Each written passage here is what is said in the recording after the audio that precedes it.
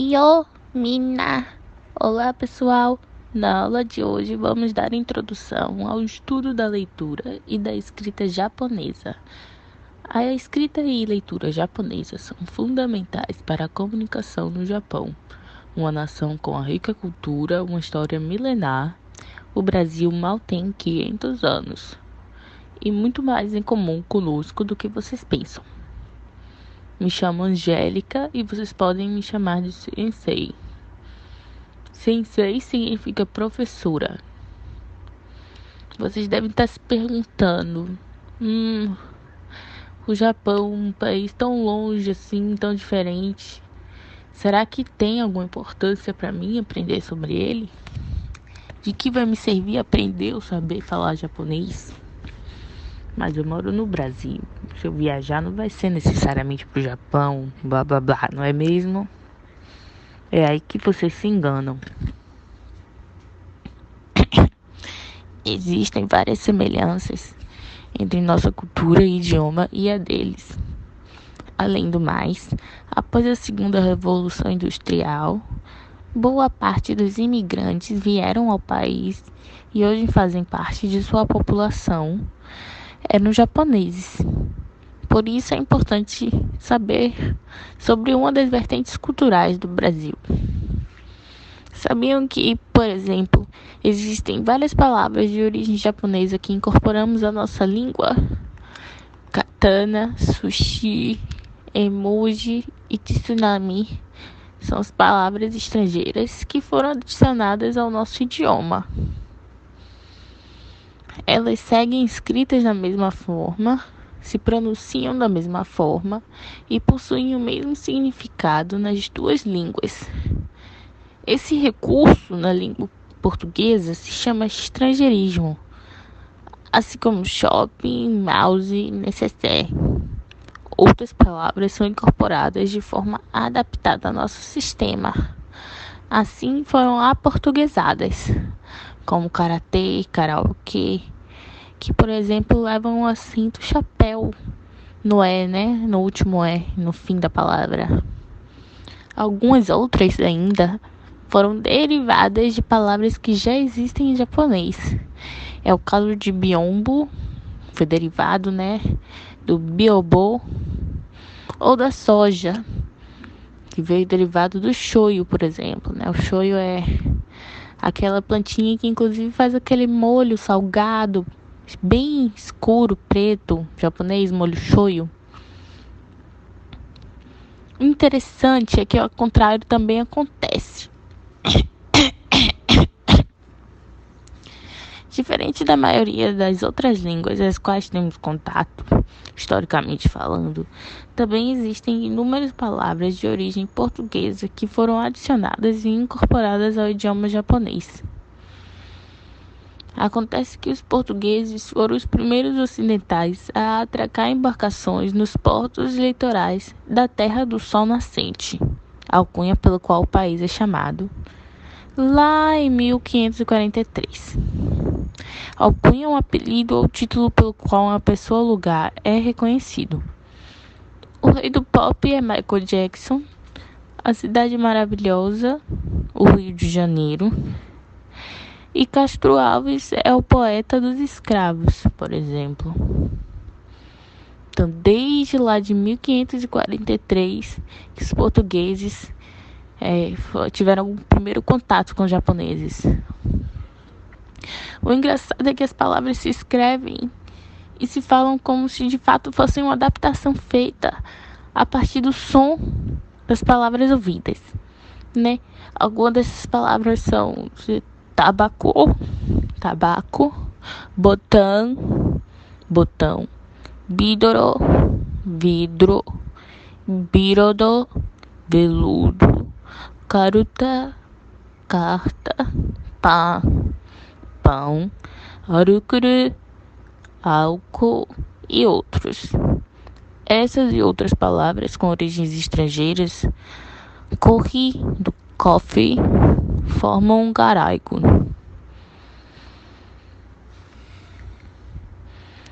O garaigo é o conjunto de palavras japonesas derivadas do vocabulário estrangeiro. Aprender japonês não há nenhum bicho de 7 cabeças. Diferente da maioria das línguas, a língua japonesa possui 3 alfabetos. São 3 sistemas de escrita: kanji, hiragana e katakana. Podemos, na verdade, adicionar ainda mais um sistema de escrita, o romanji. O romanji é usado na transcrição sonora da língua japonesa para o alfabeto em latim, romano.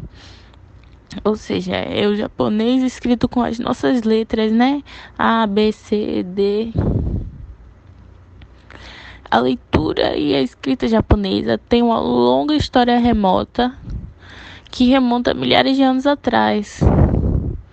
Cada sistema é usado para diferentes propósitos e tem suas próprias regras e convenções. Os kanjis são ideogramas que representam ideias e conceitos. Foram o primeiro sistema de escrita japonesa, importados da China há mais de 1000 anos, e podem significar tanto palavras quanto frases.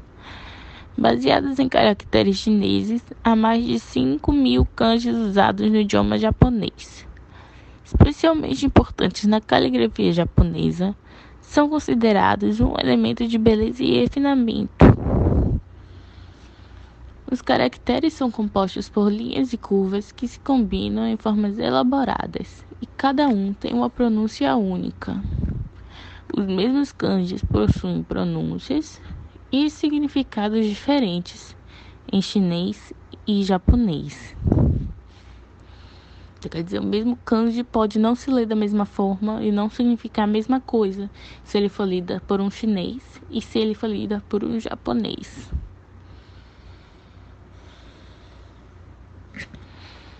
A escrita dos kanji exige precisão e habilidade, e os praticantes da arte passam anos estudando e aperfeiçoando a técnica.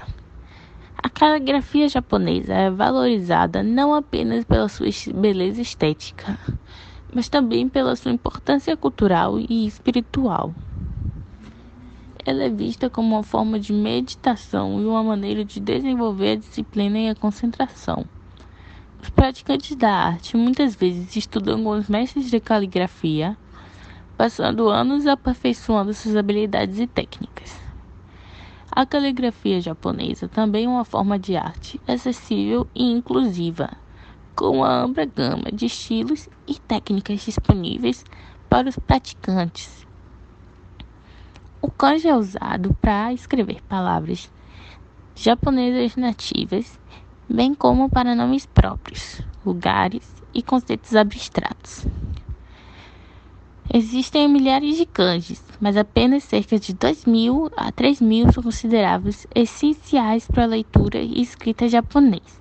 Ou seja, no dia a dia, na nossa rotina, a gente só precisa conhecer de 2.000 a 3.000 kanjis para poder falar sobre todos os assuntos no geral. Pouquinho, né?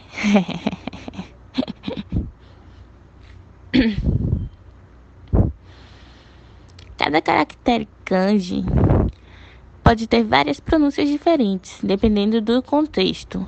Aprender kanjis é um processo longo e desafiador,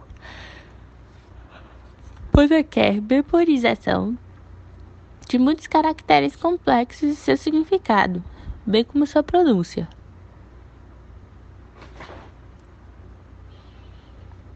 A arte da caligrafia japonesa, conhecida como shodo, é uma prática tradicional e altamente valorizada na cultura japonesa.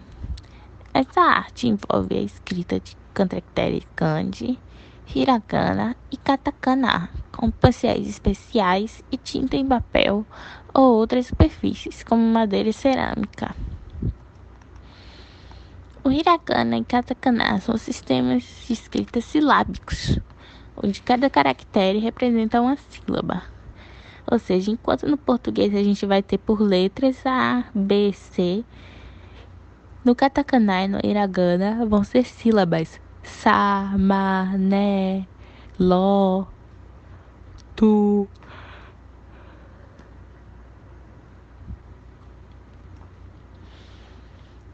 O hiragana é usado principalmente para palavras nativas e o katakana para palavras estrangeiras e nomes próprios.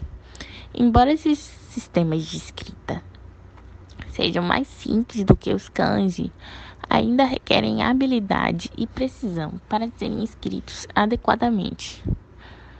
O hiragana e o katakana geralmente são escritos em um estilo mais cursivo, enquanto os kanjis são escritos em um estilo mais formal e cuidadoso. O katakana é outro sistema de escrita fonética, mas é usado principalmente para palavras estrangeiras e empréstimos linguísticos. Ele também consiste em 46 caracteres básicos, cada um representa um som silábico. O katakana geralmente é considerado mais angular e reto do que o hiragana, e é frequentemente usado em logotipos e designs modernos. Como o hiragana, o katakana também foi originalmente desenvolvido a partir de caracteres chineses. O hiragana é um sistema de escrita fonética que foi originalmente desenvolvido a partir de caracteres chineses, mas foi simplificado e adaptado para a língua japonesa ao longo do tempo. A caligrafia japonesa é uma forma de arte que tem sido praticada há milhares de anos, que remonta ao século VI. Com o tempo, a prática evoluiu e desenvolveu uma identidade única no Japão, incorporando valores estéticos e culturais únicos. Ela é vista como uma expressão de si mesmo e do mundo, uma forma de comunicação espiritual que reflete a personalidade do escritor e seu estado de espírito. Por essa razão, muitas vezes é praticada em conjunto com outras artes, como a cerimônia do chá, a ikebana, que é a arte floral, e a pintura, considerada uma das artes mais importantes. Shodo significa caminho da escrita, pois a caligrafia é vista não só como uma forma de expressão artística, mas também como uma prática espiritual e meditativa.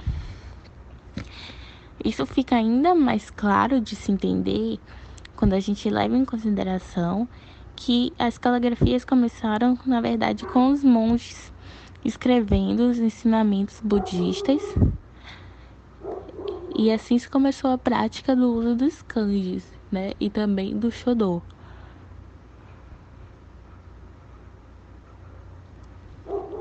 A prática da caligrafia é uma forma de meditação para muitos, já que exige concentração e foco total. O objetivo não é apenas escrever belamente, mas também transmitir o significado e a emoção por trás das palavras. A escolha do pincel, da tinta, do papel é importante para criar a melhor expressão. Os calígrafos japoneses acreditam que a prática da caligrafia ajuda a purificar a mente e o espírito e a alcançar a paz interior. Bom, agora que conhecemos a escrita, vamos falar sobre a leitura? Você já deve ter reparado que os mangás, umas HQs japonesas, os quadrinhos, se leem do fundo para frente, correto? O sistema de leitura convencional deles é assim, invertido. A leitura em japonês é realizada de cima para baixo e da direita para a esquerda, ao contrário da leitura ocidental. Além disso, as palavras japonesas são frequentemente escritas, sem espaços entre elas.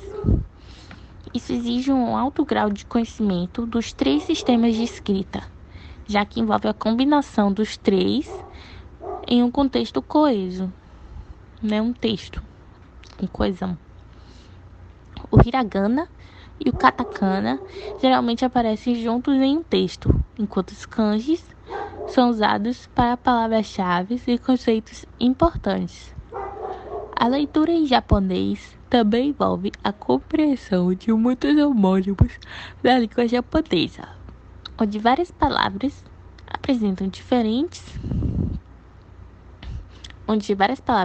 diferentes, podem ter a mesma pronúncia, mas significados diferentes, dependendo do contexto. A escrita e a leitura japonesa também são fundamentais para o acesso a uma ampla variedade de mídias japonesas, incluindo livros, revistas, jornais, mangás e sites da internet. Muitos programas de estudo de japonês incluem atividades de leitura e escrita para ajudar os alunos a desenvolverem suas habilidades nessas áreas. Em resumo, a escrita e leitura japonesa são habilidades importantes para a compreensão da língua e cultura japonesa. Com dedicação e prática, qualquer pessoa pode aprender a ler e escrever japonês e abrir portas para novas oportunidades de estudo, trabalho e lazer. Então, no espírito de que japonês não é um bicho de 7 cabeças e de que qualquer um pode aprender se dedicar, vamos começar nossa aula de hoje? Vamos aprendendo aos poucos os assuntos, ok? E vamos começar com os números, então.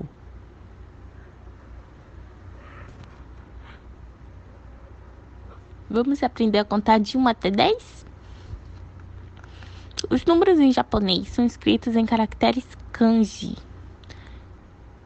dependendo do contexto em que são usados. O sistema nativo japonês é usado para contar objetos e animais, bem como para contar dias da semana, meses do ano, ok? Dinheiro.